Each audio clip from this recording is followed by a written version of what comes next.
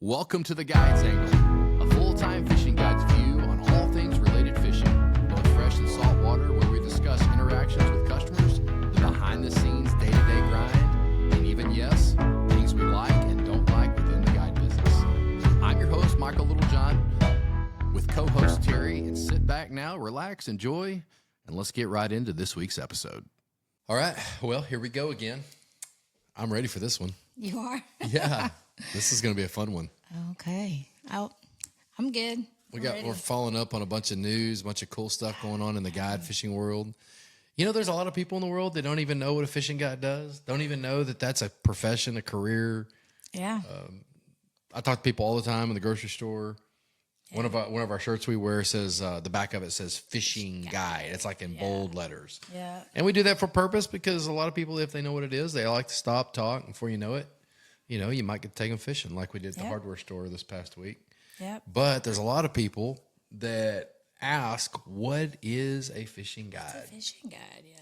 So, you know, I remember the only thing I ever knew about a fishing guide was I thought a fishing guide was the guides that captains that take you offshore. Mm-hmm. Knew that. And then people that fly fish. That was the only guide I ever thought existed. I never knew there was like a freshwater lake guide. So when you met me and I told you that I was a fishing guide, what did you think? Who knows? I mean, other than you were like so cute, but other than that, whatever. I was just like sunburnt and sun ravaged face. No, you weren't, not at all, because you were only doing it part time then. But you were still. Did you think I was at the coast doing it? Or did you just have a lot of questions? Like, I was like, why do you have such a big boat? Like, I didn't understand that. Like, 21 foot was like a gigantic boat to me. Yeah. I didn't understand why you had a big boat. It was a 24 foot, just so it was. Clear. No, I know. I said, but a 21 foot was big to me. Yeah. So I was like, man, it's a big boat. But yep, it's crazy. Because I was like, you do what?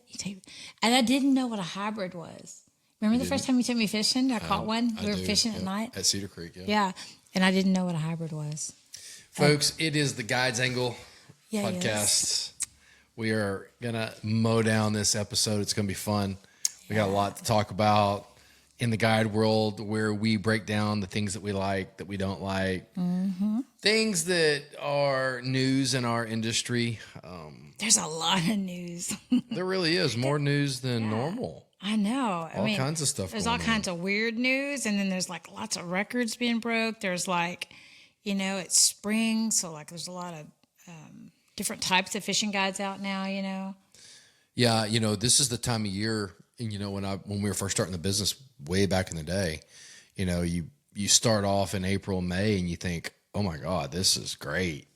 You know, money's coming in, trips are being booked, and you're thinking, man, this is the way to go. And then you realize late July gets there, you know, early August, the kids start going back to school.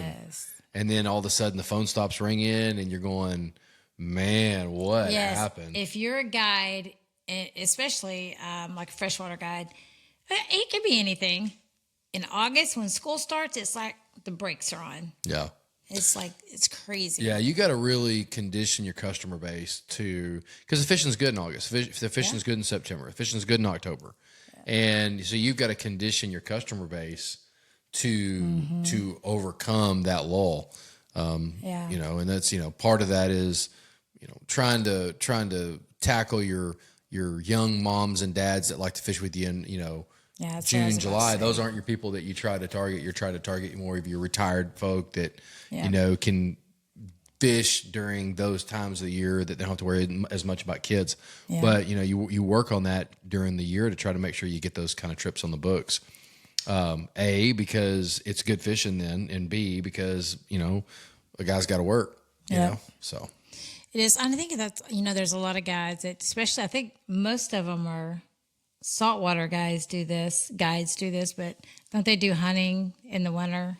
A lot of them do. I know some freshwater. I think most of your, and I can't really speak to like the Louisiana guys and some of the, you know, the more your Alabama and Florida guys. I don't know, but I know on the Texas coast, the fishing, like there's a guy named Jamie Piner.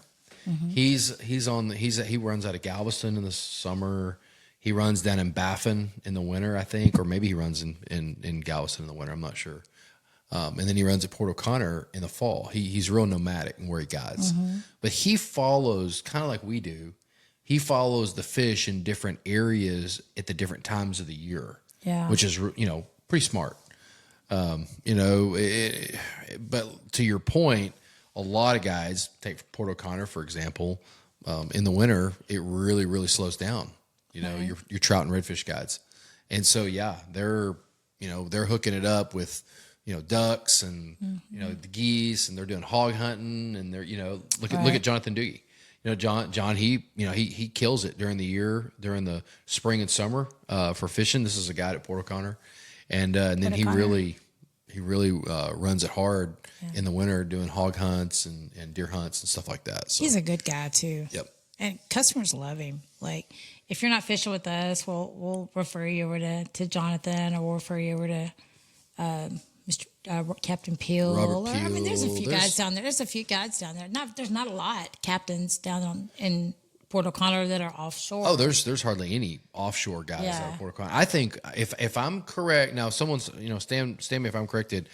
I want to say us and Robert Peel are the only two full-time permitted charter boat captains out of Port O'Connor. I think there's a couple guys that come up from Port Aransas and share a little bit of time coming out of POC. Yeah, Matagorda too, right? There's quite a few out of Matagorda. Yeah, there's quite a few. Are there offshore? Mm-hmm. Yeah, there's at least 3 or 4. That's just around the corner. So it's crazy too, because a lot of the phone calls we get, like I'll get hey, we're in Port Aransas, we're looking for a guide, and I'm like, well, we're a little further. I know. Up from you guys. Too bad, right too. I mean, I don't want to be a charter boat captain out of Port Aransas. I just don't. Yeah. I love it being out of Port O'Connor because it's such a smaller vibe there, and there's a lot less competition. But, it obviously, if that was our bread and butter and we were trying to make, our exclusive living offshore, fishing, it would be either out of Galveston, Freeport, or probably Port Aransas. Where was the guy? Was he in Florida? The greatest captain of all time guide, or greatest guy? I don't know. Follow that whole story. I think that gentleman, Brock, whatever his name is. I think he was out of Punta Gorda area of Florida. Florida. That's going to be, I believe, on the west coast. Yeah. Of Florida. That's the Gulf side. Kind of glad that's out of the news. Not like I'm trying to bring it up again, but.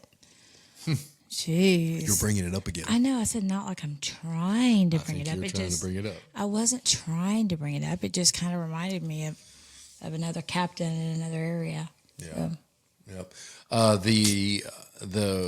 There's a word going around that there was a huge tuna that was just caught out of Cabo that's going to break the world record. Really? It's a yellowfin tuna. And I heard about it. I think it was in the upwards of 450 pounds, which should be freaking unbelievable. Yeah, that's a massive yellowfin tuna. We go, we don't charter we don't guide for yellowfin like some of our friends do, but we do get to go out obviously and go and catch them. And I've only caught a couple just over 100 pounds on stand-up tackle, which is pretty much light tackle. And I want no part of that again. I mean, I love catching them. Yeah. Maybe I've got one more in me, maybe, but 60, winter 70 comes and he'll be like, I know. Isn't it crazy that when winter comes, that's all I can think about is trying to get to the coast to go yellowfin tuna fishing. It's funny because it used to be elk hunting and deer hunting and then turkey hunting. And now it's like tuna fishing. It's just full circle. Speaking of elk hunting, I need to get a trip together with some of the guys and do some elk hunting. Yeah, we got so many trips planned. Like we've got a Palestine trip coming up in a month. Yeah, we got a Lake Palestine crappie trip with the guides. Yeah, that'll be fun. That's coming up. We do that every year. Hopefully the lake will drop down a little bit so we can get under those docks. Oh yeah, all the rain. At the last 2 or 3 years, we've had to shoot with. The ducks were like, there was no room to shoot. It was horrible. Last year, Jeremy, when he was shooting, he broke 2 rod tips. I bet he don't do that this year. You know what he told me? What? He said before that, he had never broke a rod tip duck shooting. Really? He said, and on that trip, he broke 2. Wow. So. Who won that big fish? Adam last year. Was it really?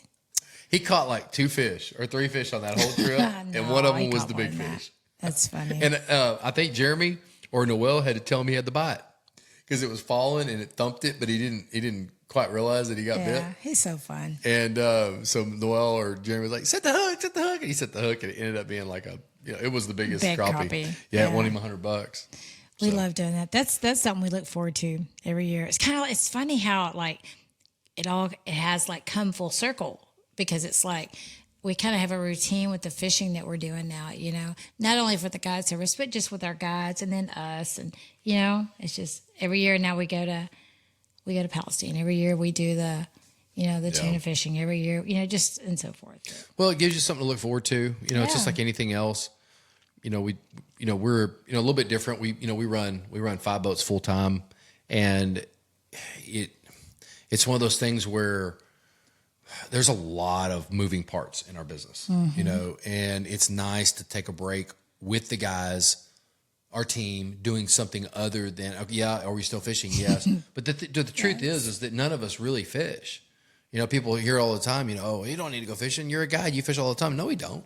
I can't remember the last time that I went and let my hair down and relaxed and just fished for the fun of it.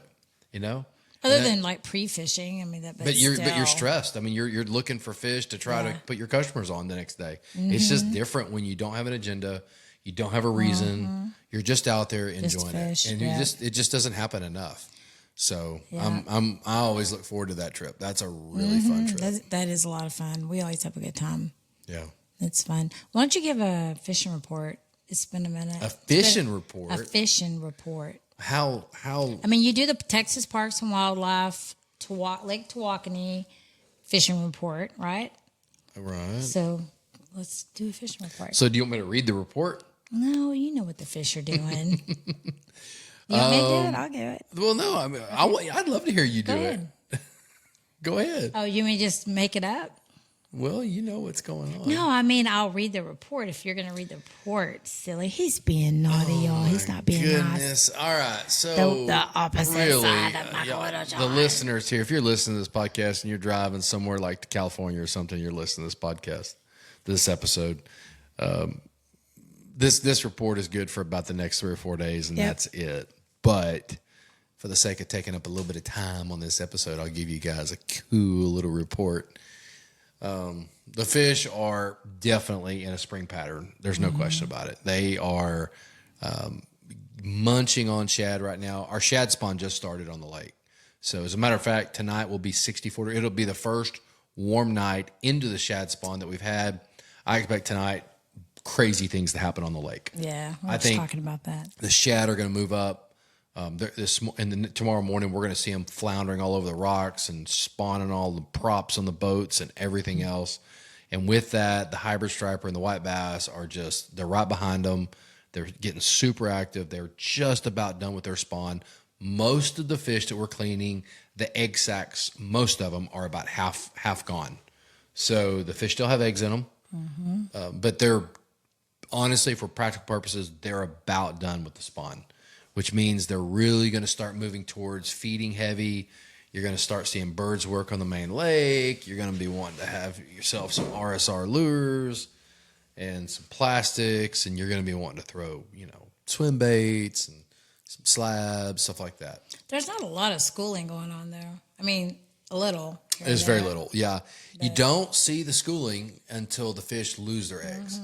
Now, I'm not saying you won't see it here and there a little bit. They schooled a little bit today, didn't they? A little bit. I think Jeremy was on them for a while. Jeremy hammered them for just a little bit. It's funny. He had 12 really big hybrid on his trip today, which was great. Yeah. But he did that damage in about 20 minutes. Speaking of. What?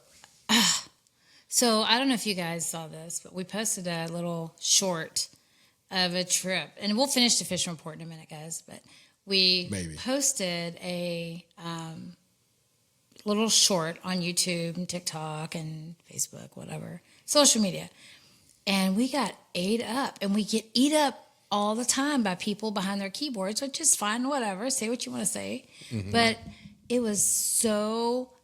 It's like every time we show a really good catch. Let me finish. Let me finish. Oh, these chairs every time are so uncomfortable. I know, right?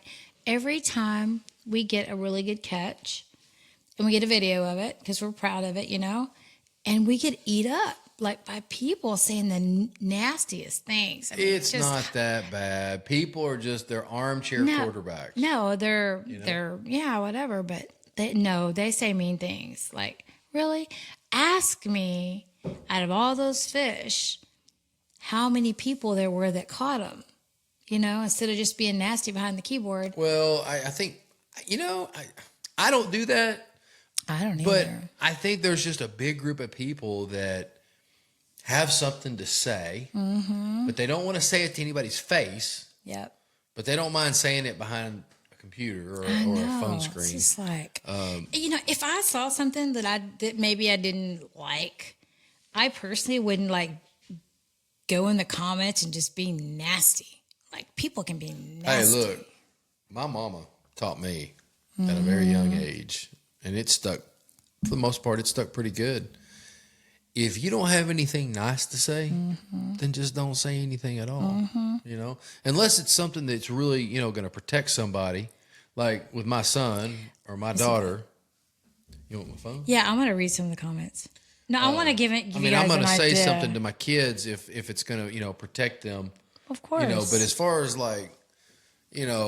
my opinion on something, if somebody, maybe kept a catfish that's a little too big or whatever, it's just like, I used to be, but I've learned it's just, let people do their thing and, but just ask a question. So we posted a picture. Yeah, I was going to tell you. We had a big group trip. We had 36 people that fished with us. And we had a really good 36 people. Yeah, 36. So 36, if they caught their limit of hybrids, 5 times 36 would have been. Well, that's what they make calculators for. Well, I know, but I was about to read something.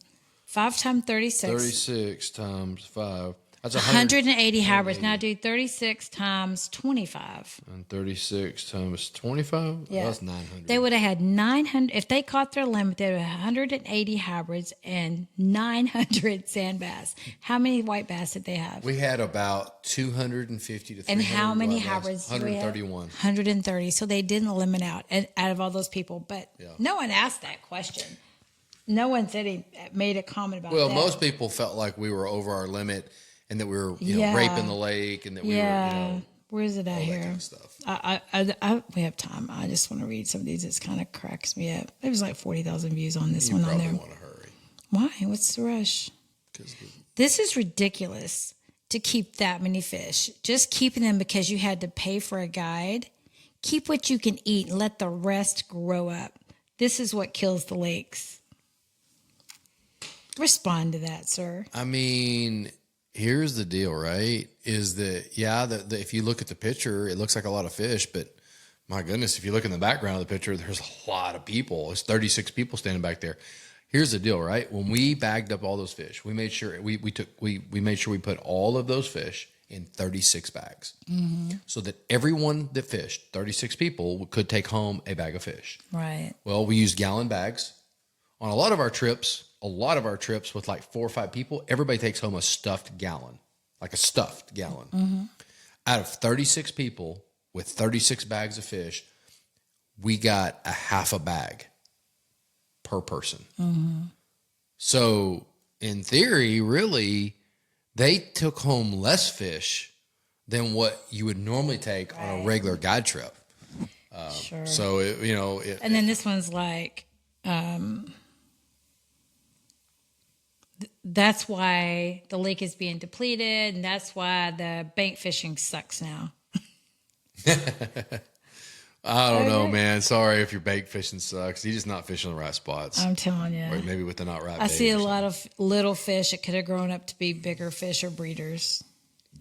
He had to be referring to white bass because hybrids don't breed. I know, right? And if you were looking at the white bass, I mean, my goodness, the average lifespan of a white bass is 5 to 7 years, and most of those fish were anywhere from 2 to 4 years old, and most of them were mature white bass. So, and there was only 200 of them, so there could have been 900. So, and then it was them fish are strippers. You're only allowed 6 per person. Where's the game warden? I love that comment. I'm sure the game warden saw this post before anybody else did. Right. They watch social media as much as anybody else does, and I can tell you this, that they weren't concerned one bit. It's just like, anyway. Yeah, that's just, like I said, armchair quarterbacks. It's people who, have something to say, and it's the way Say the what world's you going want. to be. So Whatever. is what it It's is. just like, I don't. that was annoying. It doesn't. It ruffles your feathers a lot. I love and it. sometimes it does. That does, because like it still got a lot of views, and it was just like, For me, I honestly, like, I see it coming before I ever hit post on the thing. It's like, Yeah, it's you just do. part of the package. Yeah. And it's like one of those things. Any attention's good attention. So if people are commenting and people are are getting attention, maybe they'll say, hey, that little John group, look at their pictures of their fish, man. They overdid it. Well, what if they said that to some coworker, and the coworker logs in, looks at our post, and says, man, all I see here is a bunch of fish. I want to go fishing with these people. And they click on our website, and the next thing you know, they got a trip booked. So, it's marketing's marketing. So the sabiki video that we did, that was cool.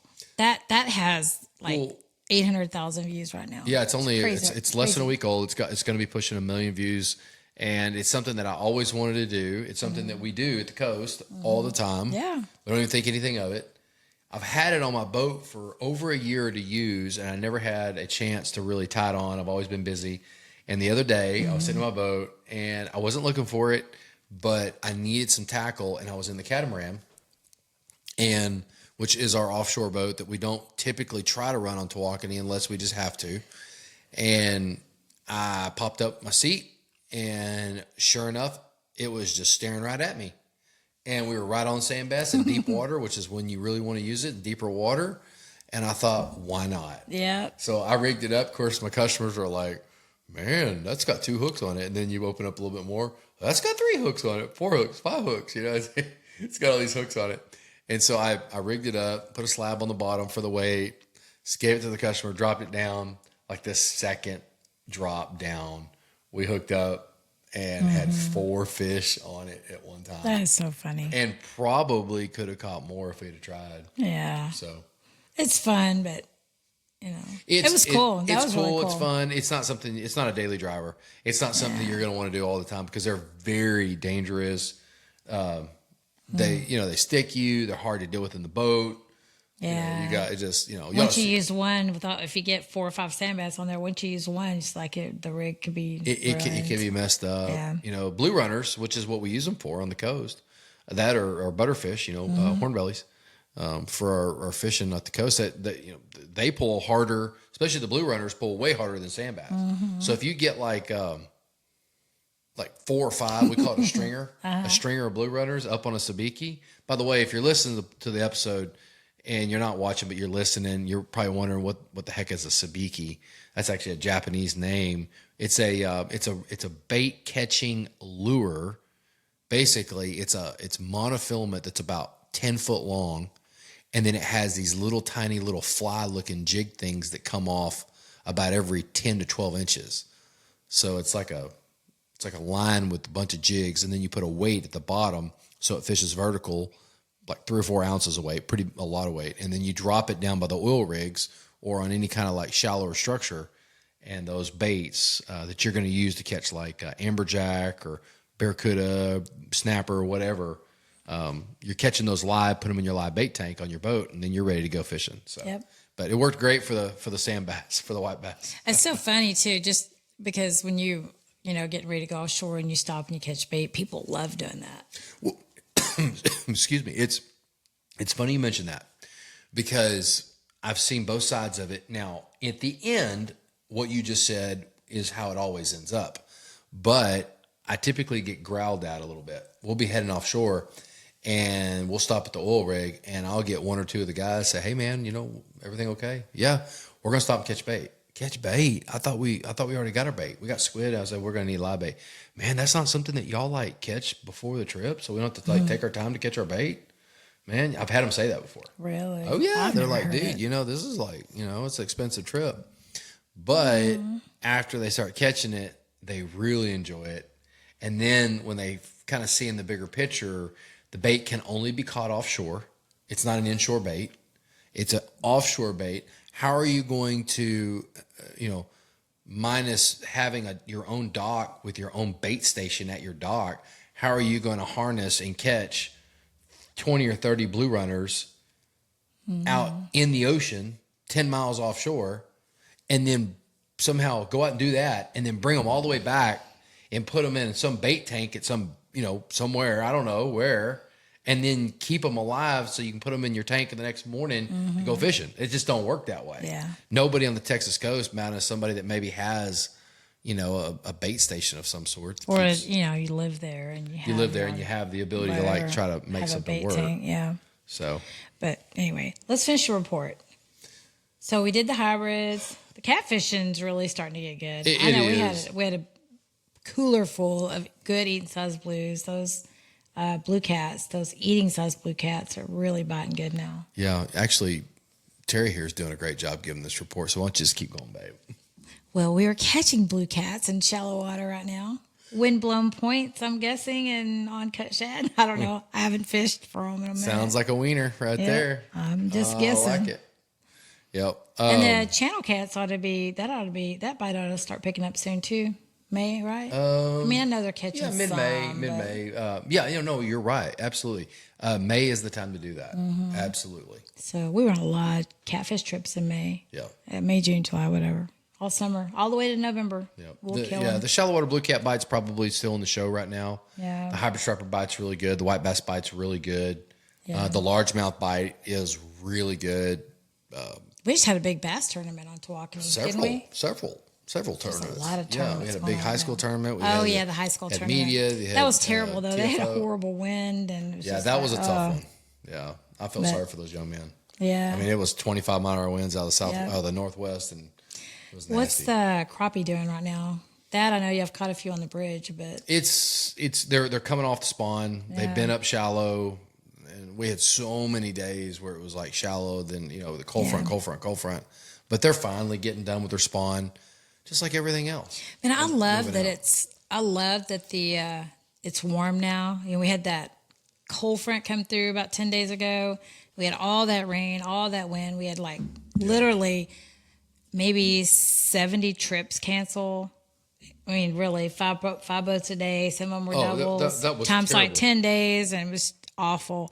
And now we got a lot of them rescheduled, but the other day it was 85 degrees and we were busy and there were people at the cabins and just people everywhere. And I was like, oh, this feels good. I'm so glad that spring has come and, hopefully we're done with all that cold weather. And it was so great to see all the people happy, smiling, having a good time, hanging outside. It was just, it's great. Grass is turning green. Trees are getting green.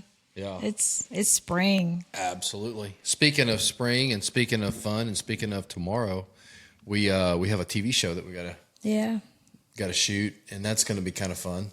Mm-hmm. Eater blue cats. It was supposed to be a trophy catfish trip. Yeah. And that didn't work out so good. We tried. That was the most nemesis trip. I know. Of all time. We caught fish, but we didn't. We had problems with our camera. We just bought a new camera. It wasn't just that. It was the weather. It was just the weather. The weather. We tried to shoot it 2 other times after that. Yeah. And both times it was 40-mile-an-hour winds. It was ridiculous. So we have a little bit of footage from our previous trip. It's not going to work, though. But it won't work. We're all in jackets. We're freezing cold, and it's overcast. The camera stuff is terrible. Plus, we only fished for 45 minutes? Yeah. Something like that. And then we had to go back. So, yeah. So we're going to shoot. We're going to shoot the show tomorrow. And it's going to be kind of a different thing. We've got customers. We're co-hosts for Let's Fish TV, which is a lot of fun, and that's a nationally aired program. And Andrew Upshaw, who owns the show and was gracious enough to let us host it every once in a while. He needs the show shot, not when we get it, and so we were going to do a trophy catfish trip, but now we're past trophy catfish season, and we're definitely not going noodling.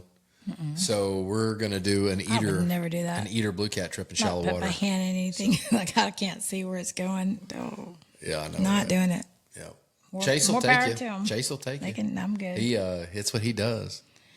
We have a really good crew right now. We have a really good vibe going on with our guides. And everything's good. Everything's great. Everything's good. Well, let's talk about this. Let's change paces a little bit. And wanted to ask you, as far as, since we're dealing with the guides angle, what is your take on all of the influx of all your part-time guides that show up on the lake about this time of year, or maybe next month when kids start getting out of school, and all your firemen and your Yeah, your we don't weekend. see that many though. I mean, we do on Tawakoni, but not like some other lakes. I mean, I don't think we see that many. Yeah.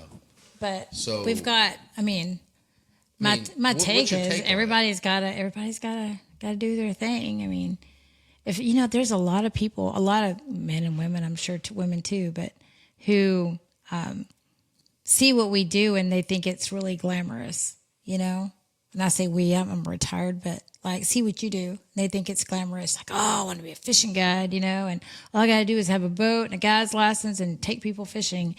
And there's so much more involved. So, I mean, if someone wants to get out there and do it on our lake, I mean, more power to you, I mean, I don't have a problem with it. I mean, we were those people at one time. I mean, I don't have a problem with it. Yeah. I think it's always exciting to, because you got to understand when people are doing this part-time, they're getting to live their dream. Yeah, and, exactly. they, for whatever reason, maybe by choice or just how the cards fell, they didn't get to do it full time, but they have some kind of career, some kind of job that allows them to at least do it on a smaller time basis. Yeah. And it seems like to me, we see more of those type people kind of come out of the woodwork, spring, summer, Right. is what it seems like to me. The lake's definitely getting a little busier. I'm not seeing a lot of guides out there for some reason. We're Yeah. not seeing like there's There's been a lot of wind though too. I mean, we've seen some guides, but I will say this: last Saturday, the weather was absolutely gorgeous, and oh my goodness, if you had an open spot at some structure where it had fish, speaking of like white bass and hyper striper, you better fish it, because if you didn't fish it within 10 or 15 minutes, there was going to be another boat on that spot. Yeah, I remember reading through some of you guys' group texts, and I was just like, God, there's six boats on Cloud, 5 boats on, wherever Joey's or. Yeah, it was. Yeah, It was crazy. Heck, I was going to Red Bear to go fish because I was like, oh, I'm going to sneak up on everybody. I'm going to go out to Red Bear and check out, see what's going on out there. Yeah. And I kind of looked up in the distance. I didn't see anything going on, and I got about halfway to the state park. I kind of slowed down and put my binoculars up just to make sure. Oh no, there was 3 boats on it. I was like, well, Gosh, let me I thought turn that'd be here. the I spot. just saved $10 in fuel by Yeah. not driving all the way. Hey, those binoculars, they save a lot of fuel. They do. They really do. They really do. They save. And a then lot our of fuel. group text with our guides, Yeah. help eliminate spots. That's what's a great thing about our business is we're big enough that we have, 5, 6 boats on the water every day, and we're all, you guys are all communicating, and you're checking different spots, and Yeah. someone may check Cloud in the morning, and then another guy may go check it a few hours later to see if the fish, are there. But Yeah, that's what's great about us, and it's why we're on fish so much, is because we communicate. And we're, Yeah, it we're all definitely- got each other's It backs. definitely and- helps to have that many different eyes and that Yeah. many different, out there. You can definitely cover some water. You can make observations that you just couldn't make if you're by yourself. Yeah. So, So, I mean, for so- example, today, Jeremy, I was 8 miles from him. I was catching white bass. We were winding down on our limit. We were just about limited out. And about the time that I was just about to finish the limit, Jeremy put on the group text that he was catching hybrid on a completely other part of the lake. Well, it was perfect time for me to pull up and start heading that way. Now, in this case, it didn't work this one time because by the time I got down there, they stopped biting. And actually, Yeah. they didn't just stop biting. They vamoosed. They were gone. Yeah. So, but That time of year. most of the time, it works the opposite way. Yeah. You get down there and then you end up catching some fish. And actually, Noel did that for me 2 days ago. I wouldn't have had any hybrid in the boat at all. I came in with right at a limit of hybrid because Noel got on some hybrid and put on the group text catching hybrid at this particular spot. And I went over there and sure enough, did pretty good. So It definitely helps. it definitely helps a lot. And, and I tell our, people when they're calling and, what happens if we don't catch fish? And we have a no fish, no pay. So if you come out fishing with us, and you don't catch a fish, then you're not going to pay for the trip. We'll reschedule you or hopefully get you rescheduled. But mean, that rarely ever happens, you Yeah. know? Thank goodness. Yeah. We don't have that policy on trophy catfishing Yeah. for obvious reasons, but for any other trip we do. Yeah. Do you have that same policy when you go offshore? You ever been skunked? Ever? Offshore? I don't know. I don't think so. I don't think you have. Not that I know of, but man, you got me kind of worried thinking about it now. Gone away. I can tell you this, on a full moon, I don't like to start my offshore charters until literally, I don't even like to leave the dock till 9:30 in the morning. That always freaks people out. What do you mean we're not going early? Because we adjust our times depending on What the fish bite. are doing. Yeah. Yeah, I mean, why not, right? I mean, think about it. If you were fishing, if you were paying for a charter, would you want to start your trip when you think it would be best to start? Or would you rather start the trip when the guide says you're going to maximize your chance at catching fish? Like, really, if you're listening to this episode right now, which one would you want? Yep. The stereotypical start time, which would be at daylight, which is when all fish are supposed to bite, quote, unquote. Or when the guide says, hey, this has been the best time. Yep. You know, and we still get pushback from it. I know. Because we're starting, on a full moon. Says 7 a.m. On a full No, moon, we that's start our not what trips it later. says. And, we have been out there at 7 a.m. and drive around with customers in the boat till 9. Your trip's 4.5 hours. For 2 hours, now you've been driving around looking for fish. That means you only have 2.5 hours left on your trip. Wouldn't you rather just start 2 hours later? Yep. So that you can go out and within 30 minutes be catching fish? I mean, it just makes sense to me. It does make So sense. listen to your guide. We're not wanting to start at a certain time. We're not sleeping in. No, it's not that. We actually, we'd rather start earlier because then we can Yeah. finish our trip and get off and get back Have the home rest or of your do day. head rest of your day. But yeah, work on boats and rig do other gear and stuff, get all yeah. this stuff done. yeah, which we've been doing that a lot, especially you. You built this amazing boat, and you're working on 2 boats right now that you're building. And one of them is a Tritoon, and that's going to be a beast. I hope so. It's really looking good. You're almost there. You just have another day or two If, work. If my wife would just let me work on it just a little bit longer, I would get it done. I wanted you home today. Well, no, it's because every day for weeks now, we're up there every day, all day long.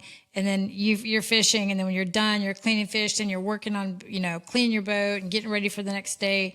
And then you're like, I need, you grab something to eat, and then you're like, okay, I need to work on the boats. And then you're there at all dark. And so it's like, after about 3 weeks of that daylight to dark from 4 a.m. to, 8 o'clock, 9 o'clock at night, I'm like, today, can you just not work? Can you just go home and rest? So Yeah. that's kind of what happened. Well, it's probably better because honestly, I Yeah. enjoyed today, not working on the boat. You've still been working, though. He's still on your phone, booking, scheduling, Seems like moving. we've got something. What are we doing tomorrow? I know we shoot the TV show, but afterwards. Oh, you're taking our guys to dinner. Oh yeah, we're going to Four Winds. Steakhouse. That'll be fun. That'll be fun. I like steak. I I don't like a think- filet. I don't think any of the guys have been there. Really? Yeah, Aw. which is going to be kind of fun. Yeah, they'll love it. Yep. It's just Everyone has to get a thing. pomegranate martini. That's my drink. That sounds like a very Foo-foo-y drink. kind of drink, but I'm gonna tell you, it's got a nice little taste, a little good. kick. So It is good. So, and then Easter Sunday, today's Wednesday, so Yeah. we're doing the podcast on Wednesday, or the episode on Wednesday, and then Thursday, Friday, Saturday, and then Sunday it's Easter. We're off. here we and go. See the grandbabies and watch them hunt eggs this year. One's 2, one's 3, so they're really going to be into hunting eggs. Golly, We're I remember excited. last year hiding all the eggs over there at Taylor's, just like it was yesterday. I know. What's up with all these years now? They're just like all connecting I'm now. getting old. I don't understand. I mean, we need to slow some time down. I know. If anybody has any suggestions on how to slow time down a little bit, please put it in the comment section below on how to slow time down. Because I think sometimes, I wish things would slow down, because we're so busy. And then I think, God, you just got to live life. You can't really, there's slow down, but there's, sit around. And I'm not sit around, and you're definitely not sit around.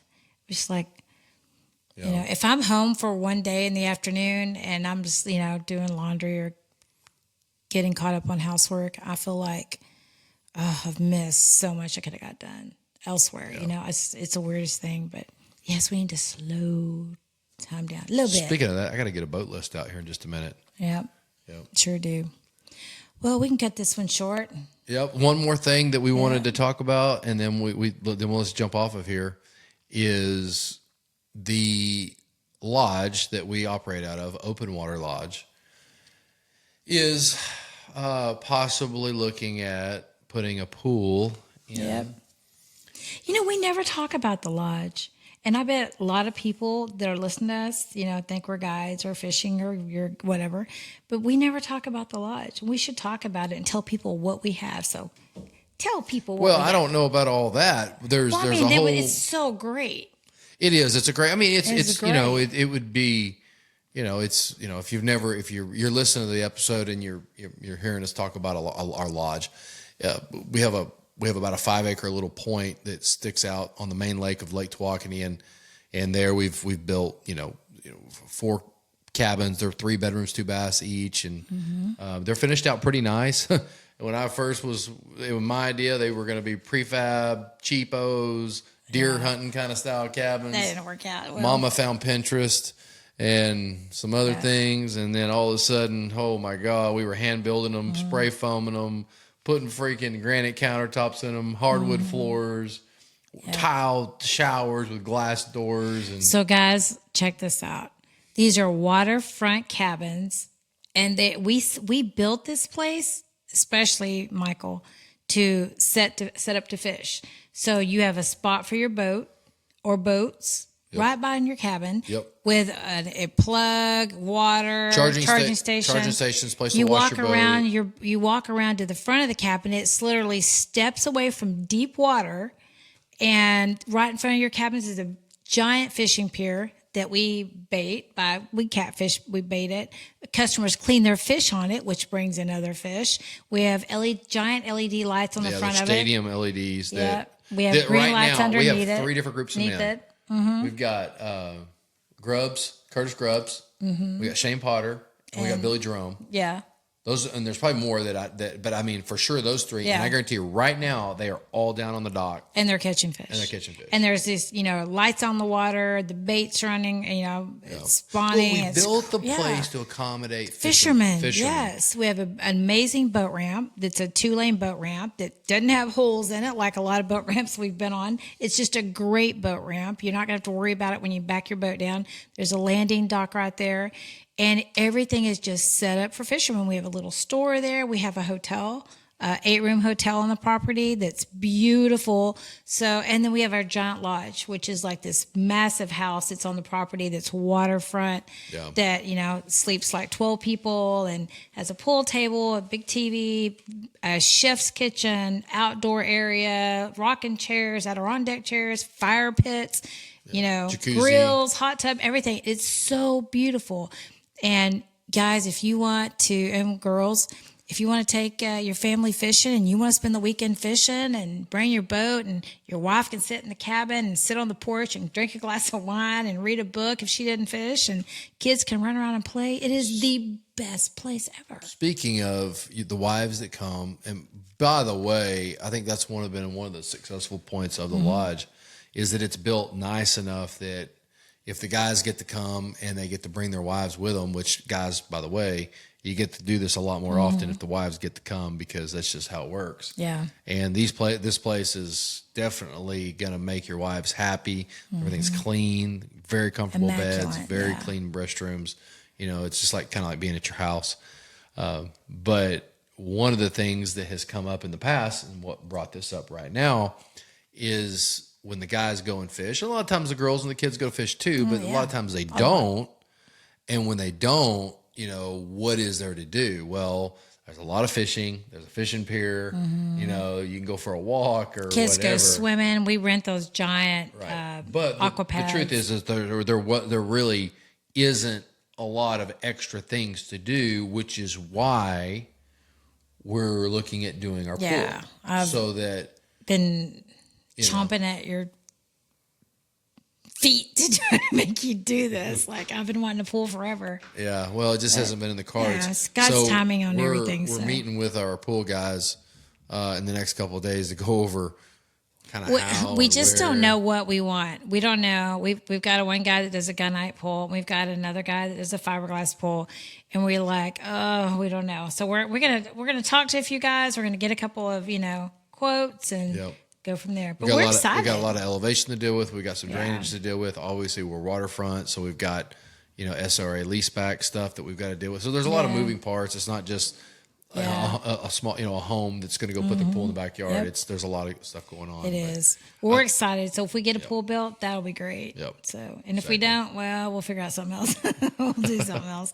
I got pickleball up there now, so a little cheesy pickleball. That's a cheesy pickleball court, but leave my cheesy pickleball court alone. It's fun. Kids will play with it. It works. It does. It works. All right. Well, it is almost 50 minutes in, so it's getting late. We got to get to bed.